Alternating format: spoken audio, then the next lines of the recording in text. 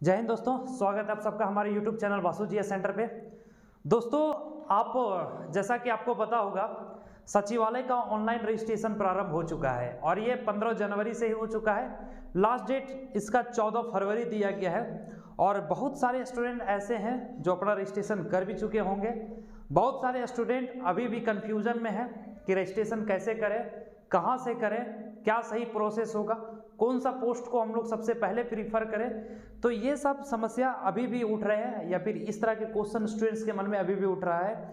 हालांकि जो स्टूडेंट भर चुके हैं उनके लिए तो ठीक है कि चले भाई वो अपना समझ के हिसाब से तो भर चुके हैं, लेकिन दोस्तों आज की इस वीडियो में हम आपको बताने जा रहे हैं कि भरने का सही प्रोसेस क्या है। आप जो रजिस्ट्रेशन करेंगे, अगर आप नए रजिस्ट्रेशन कर रहे हैं, न्यू यूजर हैं, और अगर आप रजिस्ट्रेशन करने जा रहे हैं सचिवालय के लिए, तो कौन सा बेहतर तरीका होगा, क्योंकि बहुत सारे स्टूडेंट ऐसे भी होते हैं जिनका रजिस्ट्रेशन के बाद फॉर्म जो है वो रिजेक्ट कर दिया जाता है। क्यों रिजेक्ट होता है, इन सारे बिंदुओं पे आज के इस वीडियो में हम लोग डिस्कस करने वाले हैं। तो दोस्तों जितना ज़्यादा से ज़्यादा हो सके वीडियो को अपने दोस्तों के साथ शेयर करें, और अगर हमारे चैनल पे आप नए हैं तो चैनल को सब्सक्राइब कर लें। दोस्तों, सबसे पहले मैं डिस्कस करता हूँ कि ऑनलाइन आप करेंगे कहाँ से। तो ऑनलाइन करने का सिंपल सी तरीका है कि आप झारखंड के ऑफिशियल जेएसएससी का ऑफिशियल वेबसाइट पे जाएंगे, वहाँ पे आपको वहाँ से आप अप्लाई कर सकते हैं। नहीं मिल रहा है, आपको नहीं आता है, तो डिस्क्रिप्शन बॉक्स में उसका लिंक दिया हुआ है, आप सीधा डायरेक्ट पेज पे चले जाएंगे, वहाँ से आप अपने फॉर्म को रजिस्टर कर सकते हैं। आप अपने आप को रजिस्टर करके फॉर्म फिलअप कर सकते हैं। ठीक है, अब देखिए फॉर्म भरने के समय में क्या क्या जरूरी है। दोस्तों, जो भी आप डिटेल्स भरेंगे वो सही भरेंगे, जो अकॉर्डिंग टू सर्टिफिकेट है, सर्टिफिकेट में जो है उसी हिसाब से सब कुछ फिलअप करेंगे। सबसे बड़ी जो पेज फंसती है वो पोस्ट प्रेफरेंस को लेकर के फंसती है, क्योंकि 4 पोस्ट में अलग अलग जो पोस्ट है 4, इसमें कुल 956 सीटें हैं। तो भाई सीटें सबको पता है कि 956 सीटें हैं, लेकिन पोस्ट जो है वो 4 है। तो पोस्ट अलग होता है। देखिए, विभाग को ही हम लोग पोस्ट कहते हैं। 4 अलग अलग विभाग में भर्तियां होनी है और इन चारों अलग अलग विभाग के लिए 956 सीटें खाली हैं जिस पे भर्तियां होनी है। तो दोस्तों, किस पोस्ट को आप पहले रखेंगे, कैसे पोस्ट का अरेंजमेंट सही होगा, किस पोस्ट को आप कौन सा पोस्ट आपका फर्स्ट चॉइस होगा, तो इन तमाम चीज़ों के लिए आप वीडियो के लास्ट तक बने रहिए। सारी जानकारी आज की इस वीडियो में हम देने वाले हैं, और अगर इस तरह से अगर आप भरते हैं तो आपका सिलेक्शन का चांसेस भी बढ़ जाता है। दोस्तों, A to Z सारी जानकारी आज के इस वीडियो में हम देने वाले हैं। चलिए शुरू करते हैं। दोस्तों, जो पोस्ट प्रेफरेंस है, जैसा कि आप जानते हैं झारखंड सचिवालय के लिए 4 अलग अलग पोस्ट पे नियुक्तियां होनी है इस बार, और वो 4 अलग अलग पोस्ट कौन सा है। पहला है सहायक प्रशाखा पदाधिकारी, जिसमें सीटों की संख्या दोस्तों 384 दिया गया है। टोटल 384 सीटें हैं इसमें। और सेकेंड वन इज कनीय सचिवालय सहायक, जिसमें कुल सीटों की संख्या 322 दिया गया है। और तीसरा में आप देखेंगे प्रखंड आपूर्ति पदाधिकारी, ब्लॉक सप्लाई ऑफिसर जो होता है ना, इसमें टोटल सीटों की संख्या 245 है। और इसमें एक और विभाग जोड़ा गया है प्लानिंग असिस्टेंट, जिसमें सीटों की संख्या बहुत कम है, मात्र 5 सीट पे ही भर्तियां होनी है इस बार। तो दोस्तों, रजिस्ट्रेशन करने के समय में आप इस चीज़ को ध्यान रखेंगे। वहाँ पे पूछेगा आपसे कि आपका पोस्ट प्रेफरेंस क्या होगा।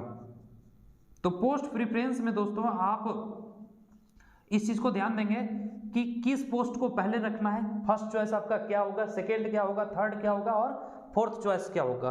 तो उसी को समझाने के लिए दोस्तों मैं आज की इस वीडियो को ले करके आया हूं आप लोग के बीच। देखिए, सबसे पहले मैं समझा देता हूं कौन सा आप पहले रखेंगे, कौन सेकंड में रखेंगे। इसको समझाने से पहले ये चारों पोस्ट के हम फायदे बता देते हैं। चारों पोस्ट के जो पे स्केल है, कितना सैलरी आपको किसमें मिलेगा, किसमें कितना सैलरी दिया जाता है, किसके किसके बीच में आपका सैलरी हो सकता है, इसको आप पहले समझिए। दोस्तों, सबसे पहले हम लोग डिस्कस करते हैं सहायक प्रशाखा पदाधिकारी में, जिसमें कुल सीटों की संख्या 384 है। और इसका अगर पे स्केल आप देखेंगे, इसमें जो सैलरी अगर आप देखेंगे तो दोस्तों अगर इसमें आपका सिलेक्शन होता है तो 44,900 से लेकर के, ये पेमेंट स्टार्टिंग है 44,900 से लेकर के 1,42,400 तक आपका पेमेंट हो सकता है। 44,900 से लेकर के 1,42,400 तक इसका मतलब इसमें आपका पेमेंट हो सकता है, इसी के बीच में 44,900 से नीचे भी नहीं रहेगा और 1,42,400 से ऊपर भी नहीं रहेगा। नहीं ये एग्जैक्ट रहेगा कि 1,42,400 आपको मिलेगा ही मिलेगा दोस्तों, इसी के बीच का पेमेंट आपका रहेगा। चलिए दूसरा में हम लोग समझ लेते हैं कनीय सचिवालय सहायक, जिसमें सीटों की संख्या 322 है दोस्तों। अब इसका अगर पे स्केल आप देखेंगे, इसमें जो सैलरी आपको मिल सकता है उसमें देखिए इसका सैलरी बहुत ज़्यादा नहीं लेकिन बहुत कम भी नहीं है। 19,900 से इसका सैलरी स्टार्ट होता है दोस्तों और ये अंत होता है 63,200 तक। 63,200 तक इसका सैलरी रह सकता है। ये रुपीज में होगा, सारा अपना इंडियन करेंसी में होगा, ठीक है। ये आपका सैलरी स्केल हो सकता है। इसी के बीच में अगर कनीय सचिवालय सहायक को अगर आप क्वालिफाई करते हैं, इसमें अगर आप सफल होते हैं तो इसके बीच में आपका सैलरी रह सकता है। उसके बाद है प्रखंड आपूर्ति पदाधिकारी। तो प्रखंड आपूर्ति पदाधिकारी दोस्तों, इसमें जो सैलरी है वो लगभग सहायक प्रशाखा पदाधिकारी के ही लमसम में है, एग्जैक्ट नहीं है लेकिन इसी के लमसम में है। देखिए क्या है सो इसका सैलरी दोस्तों 35,400 से लेकर के 1,12,400 के बीच में रहेगा। 1,12,400 के बीच में इसका जो है वो पेमेंट रह सकता है। अब थोड़ा सा समझ लेते हैं प्लानिंग असिस्टेंस के लिए, जिसमें कुल सीटों की संख्या 5 दिया गया है। इसमें अगर देखेंगे दोस्तों तो इसका सैलरी जो है वो 29,200 से लेकर के 92,300 तक हो सकता है। 92,300 तक ये आपका पे स्केल हो सकता है, मतलब यही आपका सैलरी रह सकता है अलग अलग पोस्ट के लिए। अब दोस्तों आपको फॉर्म भरने के क्रम में सबसे बढ़िया पोस्ट कौन होगा? देखिए है तो सब बढ़िया, क्योंकि भाई सारा सरकारी नौकरी है। आप पागल हैं, आप क्रेजी हैं सरकारी नौकरी को लेकर के, सरकारी नौकरी मिल जाए बाद में छौकरी भी मिल जाएगी, तो इस चीज़ को लेकर के आप क्रेजी हैं। लेकिन दोस्तों बहुत सारी चीज़ों को ध्यान में रखना होता है, समझ रहे ना।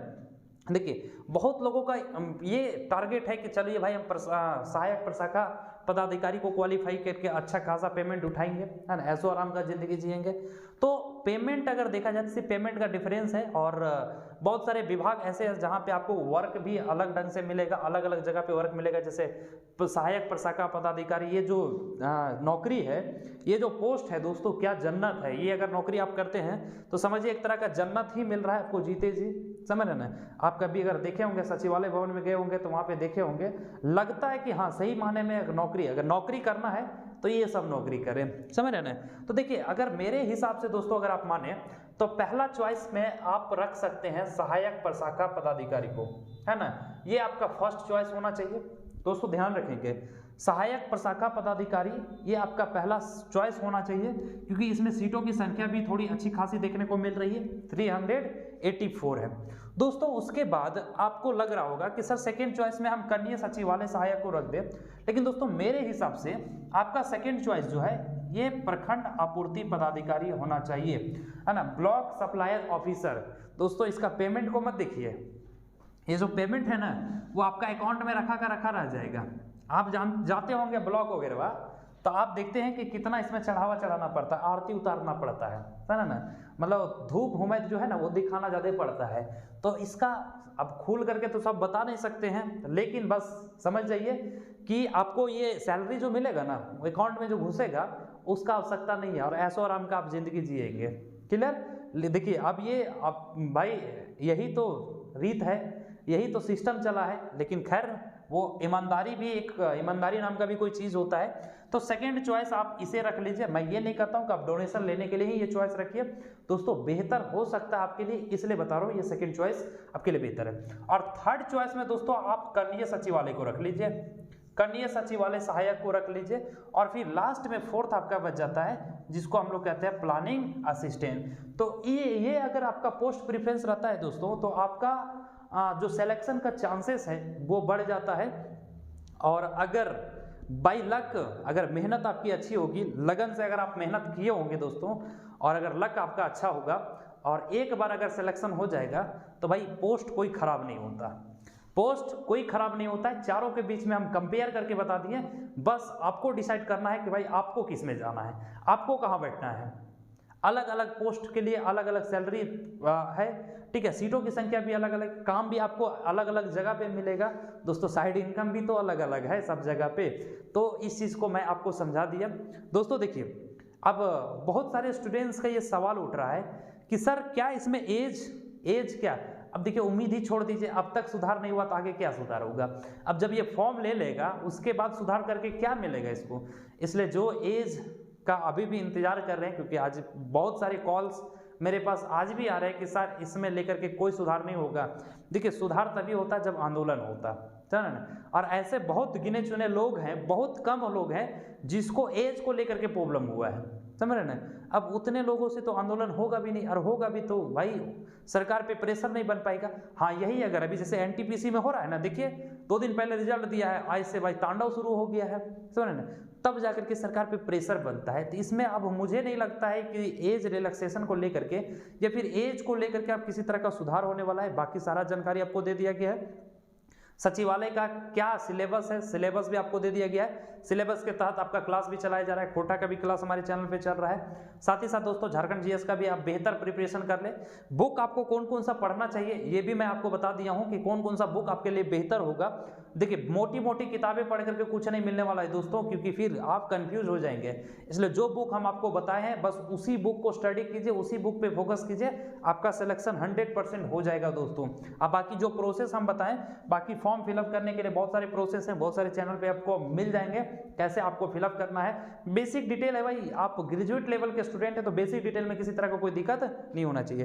ज्यादातर कंफ्यूजन इसी में रहता है कि पोस्ट प्रेफरेंस हमारा सही क्या होगा। तो दोस्तों उम्मीद करते हैं कि आज का ये जो कंफ्यूजन है वो हम आपका कंफ्यूजन को दूर करने में सफल होंगे और मिलेंगे इसी तरह के नए अपडेट के साथ। तब तक के लिए जय हिंद दोस्तों।